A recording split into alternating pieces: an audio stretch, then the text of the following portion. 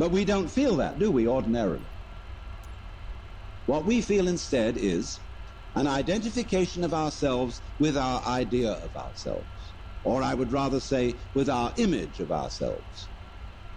And that's the person, or the ego.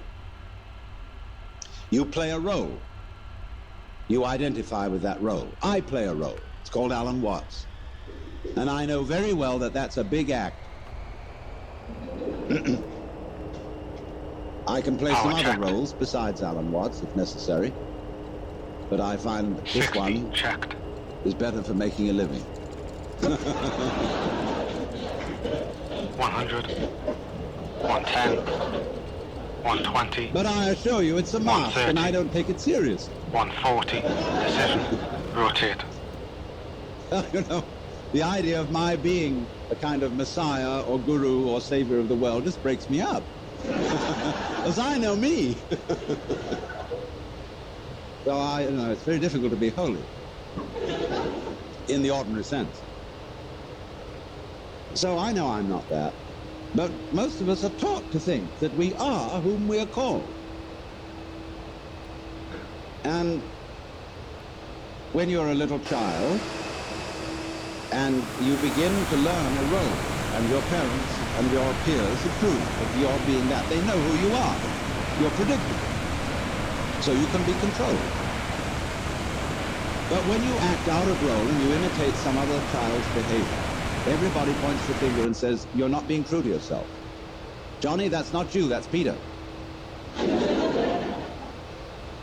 And so you learn to stay Peter, or to stay Johnny. But of course, you're not either. Because this is just the image of you.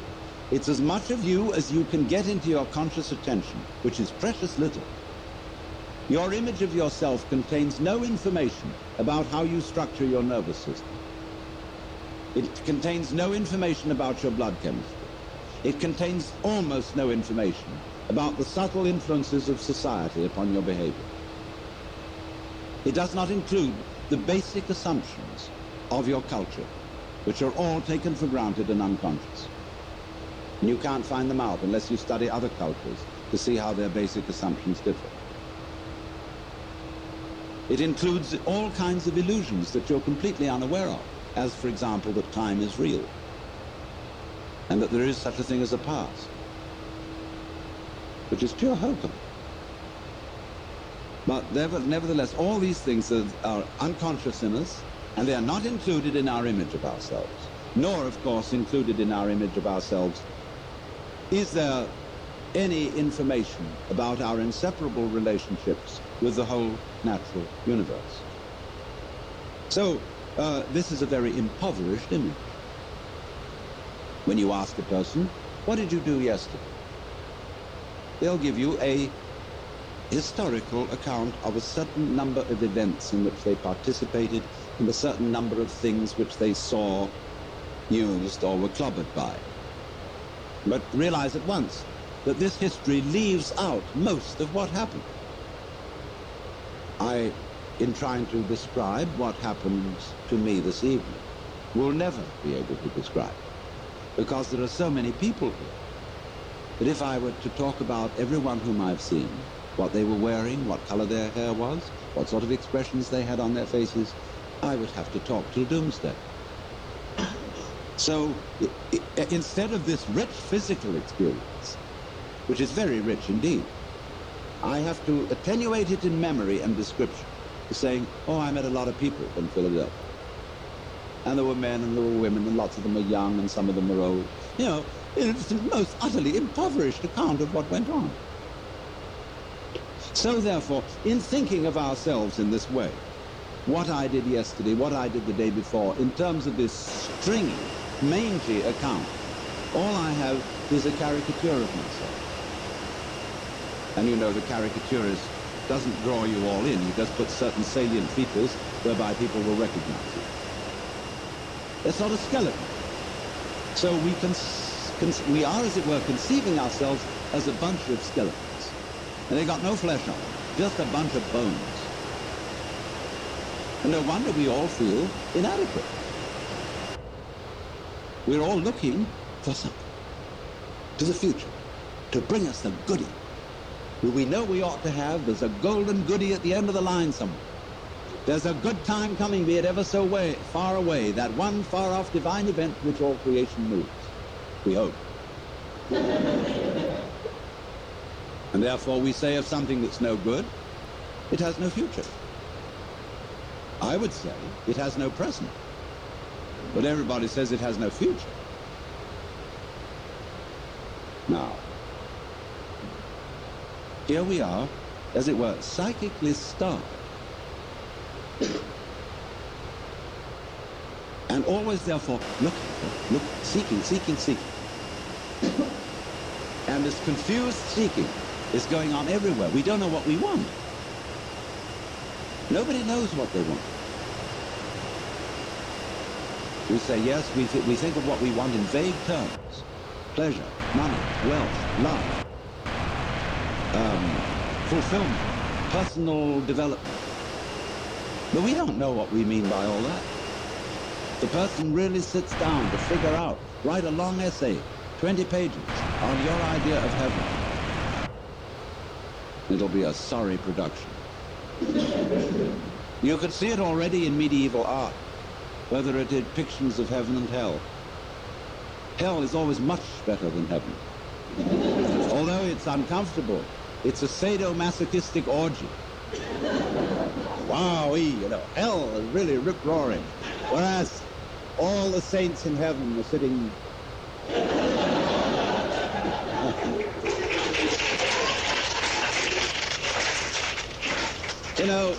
very, very smug and demure, like they were in church.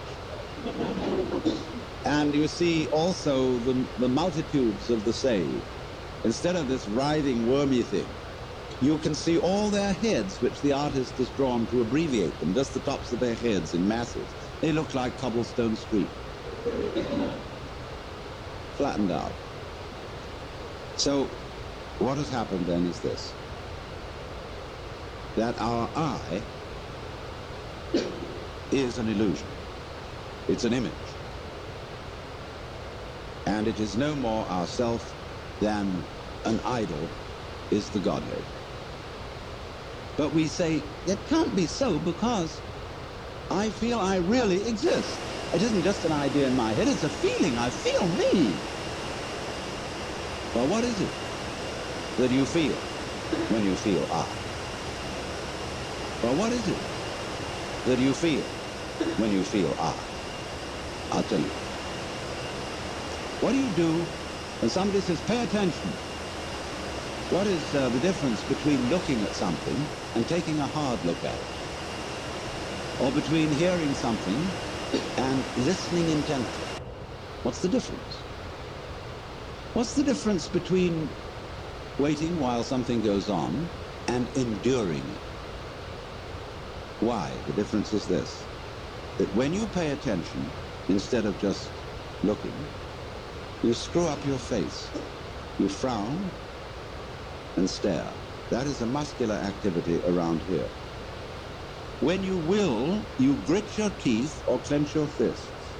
When you endure or control yourself, you pull yourself together, physically, and therefore you get uptight. You hold your breath. You do all kinds of muscular things to control the functioning of your nervous system. And none of them have the slightest effect on the proper operation of the nervous system. If you stare at things, you will rather fuzz the image than see them clearly. If you listen intently by concentrating on muscles round the ears, you will be so much attending to muscles here that you won't hear things properly. And you may get singing in the ears. If you tighten up with your body to pull yourself together, all you do is constrict yourself. I remember in school, I sat next to a boy who had great difficulty in learning to read. And what they always say to children is, try. If you can't do something, you must try. So the boy tries. And what has he done? When he's trying to get out words, he grunts and groans as if he were lifting weights. And the teacher's impressed. The boy's really trying. Gives him B for effort. All he's doing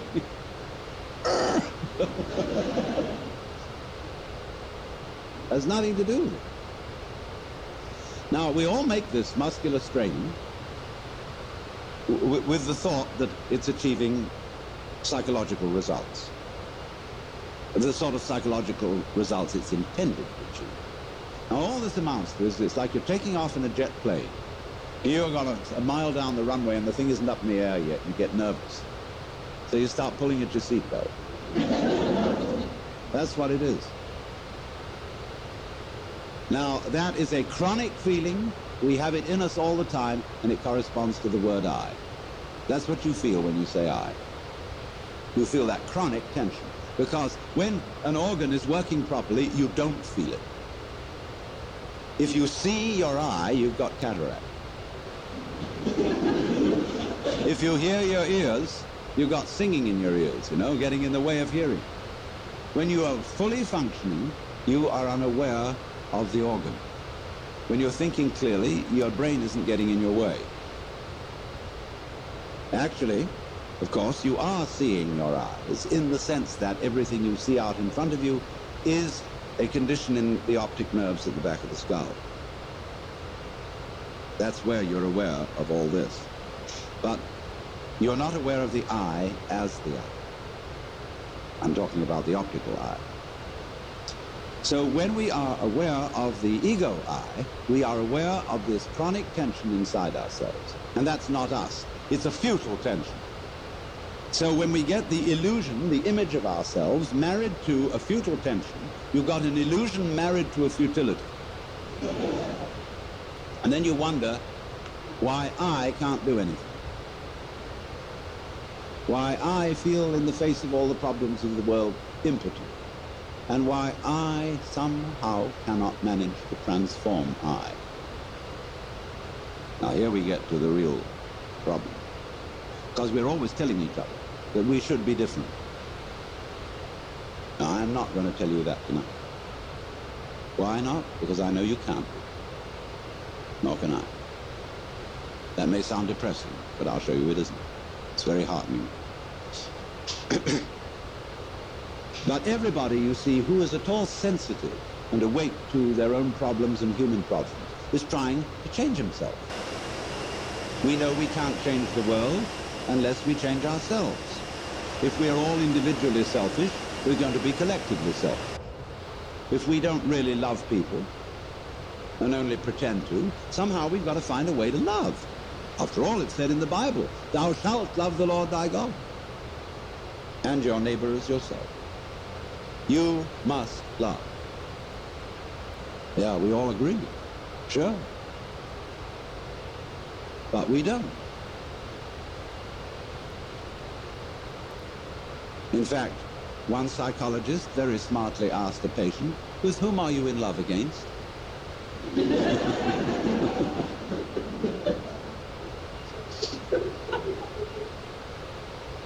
And this particularly becomes appalling when we enter into the realm of higher things, by which I mean spiritual development. Everybody these days is interested in spiritual development.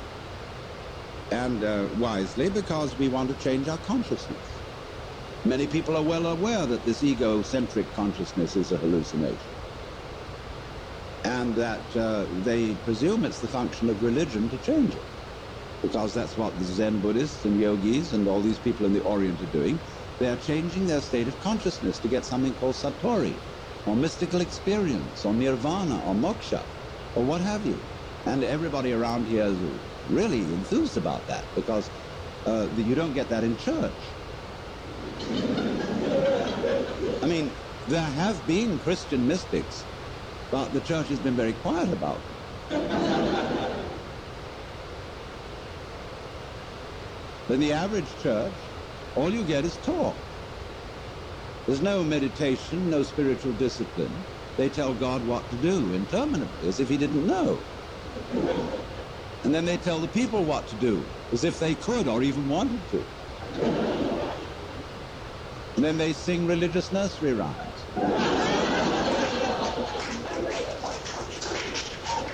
And then, to cap it all, the Roman Catholic Church, which did at least have an unintelligible service, which was Which is, you know, it was real mysterious and suggested vast magic going on. They went and put the thing into bad English. And they took away incense, and they became a bunch of Protestants, and the thing was just terrible. So now all these Catholics are at loose ends, as Claire Booth Luce put it, not to be a pun, but she said, you know, it's no longer possible to practice contemplative prayer at Mass. As you're being advised, exhorted, edified all the time. And it becomes a bore.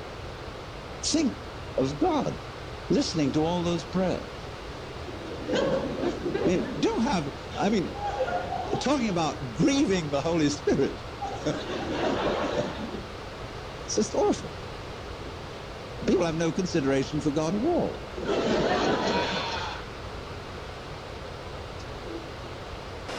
So, but in pursuing these spiritual disciplines, yoga and Zen and so forth, and also psychotherapy, there comes up a big difficulty. And the big difficulty is this. I want to find a method whereby I can change my consciousness. But therefore to improve myself. But the self that needs to be improved is the one that is doing the improving. And so I'm rather stuck. I find out the reason that I think I believe, say, in God, is that I sure hope that somehow God will rescue me. In other words, I want to hang on to my own existence. And I feel rather shaky about doing that for myself, but I just hope there's a God who will take care of it. Or if I could be loving, I would have a better opinion of myself. I'd feel better about it. I could face myself, as people say, if I were more loving. So the unloving me, somehow, by some gimmickry, has to turn itself into a loving me, and this is just like trying to lift yourself off the ground with your own bootstraps. It can't be done. And that's why religion, in practice, mainly produces hypocrisy and guilt, because of the constant failure of these enterprises. Oh, people go and study Zen, and they come back and say, wow, getting rid of your ego is a superhuman task. I assure you it's going to be very, very difficult to get rid of your ego. You're going to have to sit for a long time, and you're going to get the sorest legs. Hard work. Now, all you wretched kids who think you're getting rid of your ego on pot or something or other and easy yoga, you don't know what you're in for when it really comes down to the nitty-gritty. Well, you know, the biggest ego trip going is getting rid of your ego.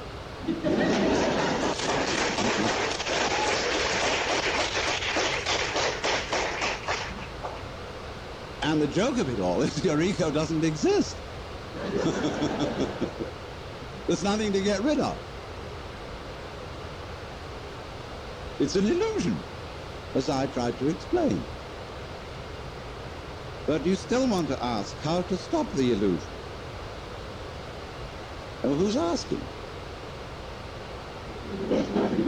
I mean, do you think, in the ordinary sense in which you use the word I, how can I stop identifying myself with the wrong me? Well, the answer is simply you can't. The Christians put this in their way when they say that mystical experience is a gift of divine grace. Man, as such, cannot achieve this experience. It is a gift of God, and if God doesn't give it to you, there's no way of getting it. Now, that is solidly true. You can't do anything about it because you don't exist. Well, you say, that's pretty depressing news. But the whole point is, it isn't depressing news. It is the joyous news. There's a Zen poem which puts it like this, talking about it. It means the mystical experience, Satori, the realization that you are the eternal energy of the universe, like Jesus did.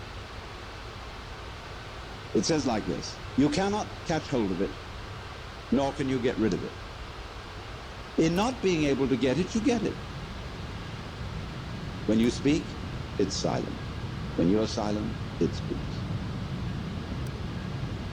Now, in not being able to get it, you get it. Because this whole feeling, what Krishnamurti is trying to explain to people, for example, when he says, why do you ask for a method? There is no method. All methods are simply gimmicks for strengthening your ego. So how do we not do that? He says, you're still asking for a method. There is no method. If you really understand what your I is, you will see there is no method. This is so sad. But it's not. This is the gospel, Speed. the good news. Speed. Because if you cannot achieve it, if you cannot transform yourself, that means that the main obstacle to mystical vision has collapsed. That was you. What happens? You can't do anything about it. You're at your wit's end. What are you going to do? Commit suicide? But supposing you just put that off for a little while.